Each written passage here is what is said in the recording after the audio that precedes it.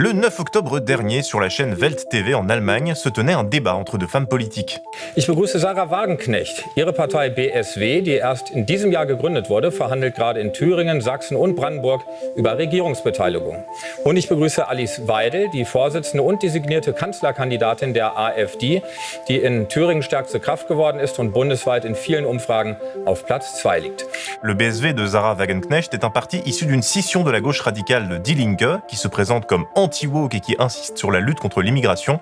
L'AfD d'Alice Weidel est un parti d'extrême droite parmi les plus radicaux d'Europe occidentale et qui monte en puissance outre-Rhin depuis plusieurs années. Comme relevé dans RFI, les deux partis ont beaucoup de points communs. Les deux femmes se retrouvent sur leur rejet des aides de l'Allemagne à l'Ukraine et leur plaidoyer pour des négociations entre Moscou et Kiev. Elles dénoncent toutes deux l'immigration incontrôlée et plaident pour l'expulsion des migrants en situation irrégulière ou bien criminelle. Bienvenue dans ce nouvel épisode de CDDM. Aujourd'hui, vous l'avez compris, on va parler de l'Allemagne et de la radicalisation de son monde politique. C'est parti.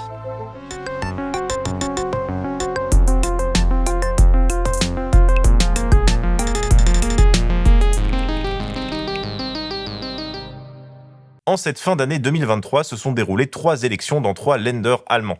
Les Länder, c'est les régions en gros. Je pourrais dire région, mais je tiens à rentabiliser les 7 années d'allemand que j'ai faites. Je pourrais même faire la totalité de cet épisode en allemand, et si c'est une Möglichkeit.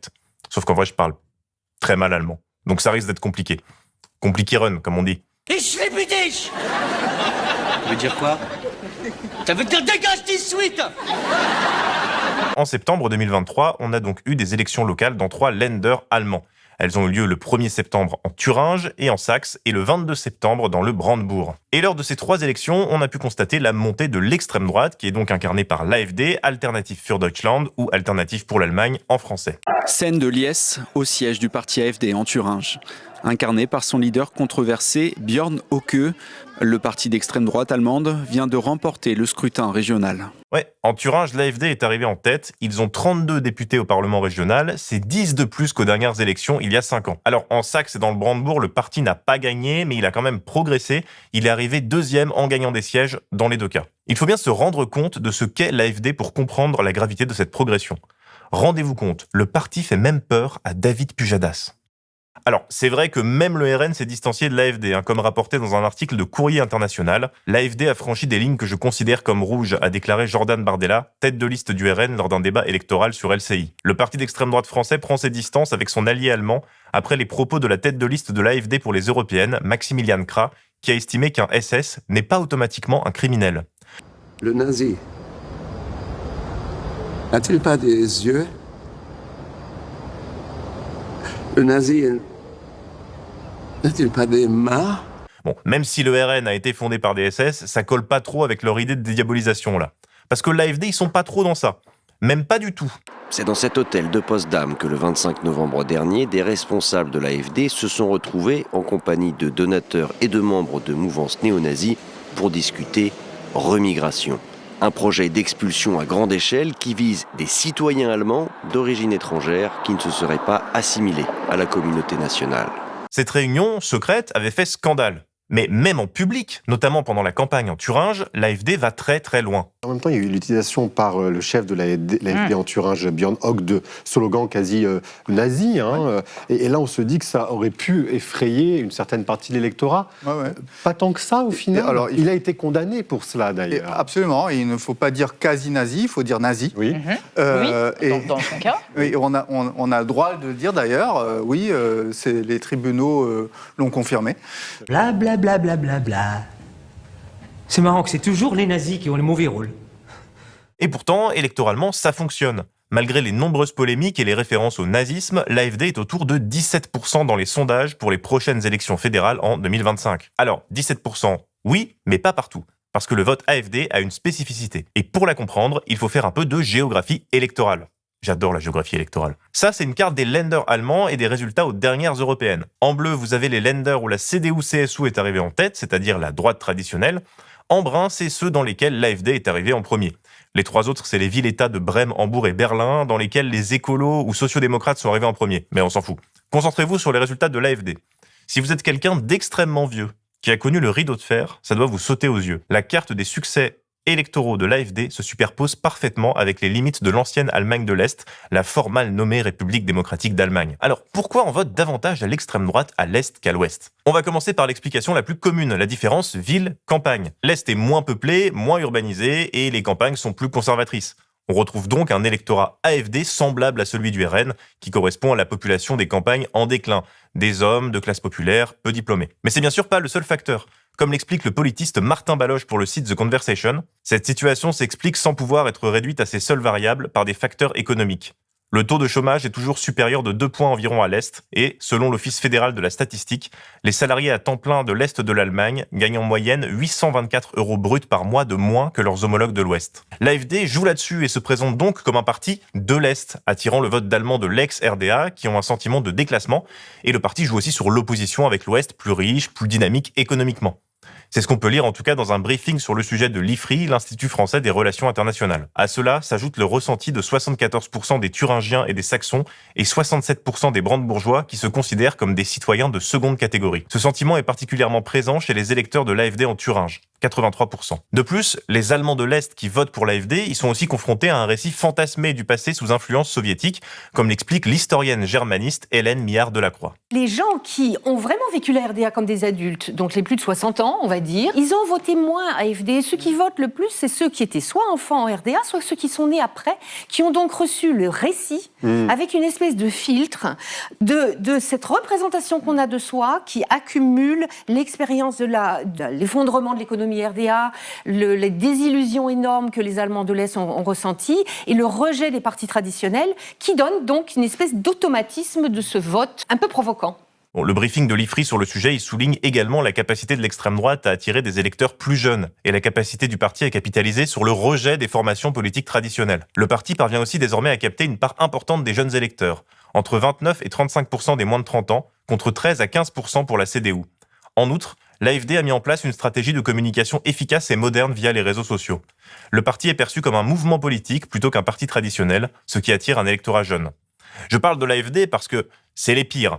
Mais on semble assister à une droitisation globale de la politique allemande. Au début de l'épisode, j'ai rapidement évoqué Sarah Wagenknecht, qui a fondé cette année le BSW pour Bundes Sarah Wagenknecht, ou Alliance Sarah Wagenknecht en français. Elle a donné son propre nom à son parti. Oui. My name is Bond. James Bond. Eh bien, c'est aussi un parti qui a bénéficié d'un vote de rejet de la politique traditionnelle. Cette ancienne militante communiste, qui avait claqué la porte du parti de gauche Die Linke, a non seulement lancé son parti et réussi à obtenir pour ces élections près de 16% des voix en Thuringe et près de 12% en Saxe. Alors sa ligne politique, c'est celle d'une gauche conservatrice, à gauche sur la politique sociale, avec la lutte contre la pauvreté ou la redistribution fiscale, mais beaucoup plus conservatrice sur des questions de société et d'immigration. Oui, c'est des rouges-bruns, comme on dit. Enfin, elle est de droite. Elle dit qu'elle est anti-woke, anti-immigration, et elle connaît aussi des succès électoraux à l'Est.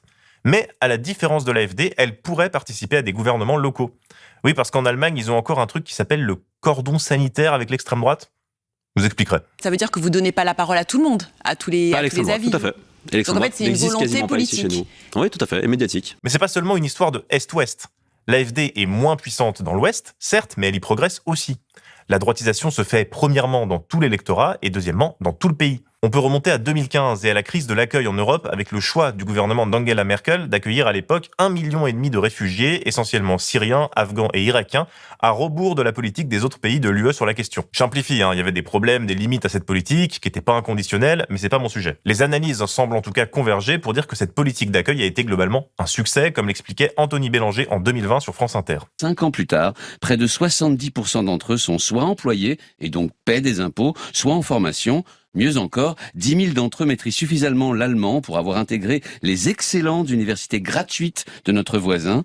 Mais le chiffre le plus impressionnant est la participation de l'ensemble de la société allemande à leur intégration. On estime en Allemagne, écoutez bien, que la moitié de la population a de près ou de loin travaillé, accueilli ou aidé des migrants et des réfugiés. C'est colossal. Mais c'est aussi le moment de la vague d'attentats en Europe, et l'Allemagne n'a pas été épargnée, notamment avec l'attentat de Berlin en 2016. Le camion est entré par là et a commencé à renverser les gens. Moi, j'étais de ce côté, j'ai vu le conducteur puis il a pris la fuite. J'ai ensuite entendu des tirs et quelques minutes plus tard, les policiers sont arrivés et ont encerclé le camion. Et c'est à cette époque que vont prospérer des mouvements d'extrême droite comme Pegida. Il n'était qu'une poignée, il y a 2 mois, à la création du mouvement Pegida, un acronyme pour Européens patriotes contre l'islamisation du pays. Depuis, chaque lundi, à Dresde, ils sont de plus en plus nombreux à se rassembler. C'est aussi à ce moment que l'AfD, au départ parti nationaliste et libéral, va devenir ce qu'il est aujourd'hui. Instrumentalisant les attentats, il va développer un discours sur l'islamisation et l'immigration et il va faire pression sur Angela Merkel pour qu'elle stoppe sa politique d'accueil des réfugiés. Et cette pression va avoir un succès relatif en 2015. Depuis, les choses ont changé. Angela Merkel a cédé sa place au social-démocrate Olaf Scholz et le succès de ces pressions n'est plus que relatif. Cette année 2024, un autre attentat a frappé l'Allemagne.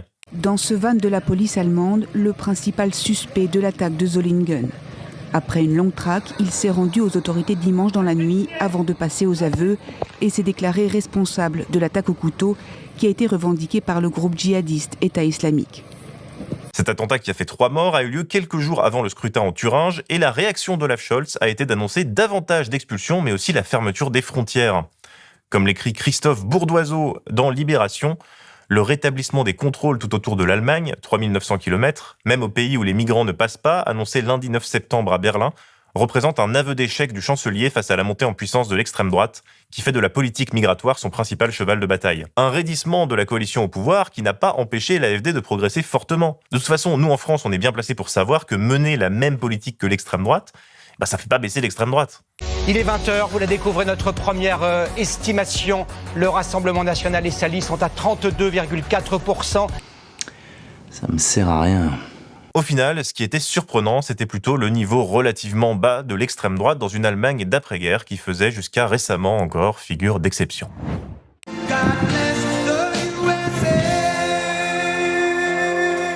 Mais les choses pourraient même aller encore plus vite. La victoire de Donald Trump, déjà, pourrait galvaniser les mouvements d'extrême droite sur tout le continent. En Allemagne, les élections législatives vont d'ailleurs arriver plus rapidement que prévu. Le 6 novembre dernier, Olaf Scholz a en effet viré son ministre des Finances, le libéral Christian Lindner, et ça marque la fin de la coalition gouvernementale. Et ça va entraîner des législatives anticipées en mars prochain, soit quelques mois plus tôt que prévu. Au vu du contexte politique, de l'élection de Donald Trump, de la poussée de l'extrême droite, cette différence de quelques mois seulement pourrait tout changer. Voilà, je sais que l'actualité nationale c'est déprimant, mais n'oubliez pas que l'international sera le genre humain.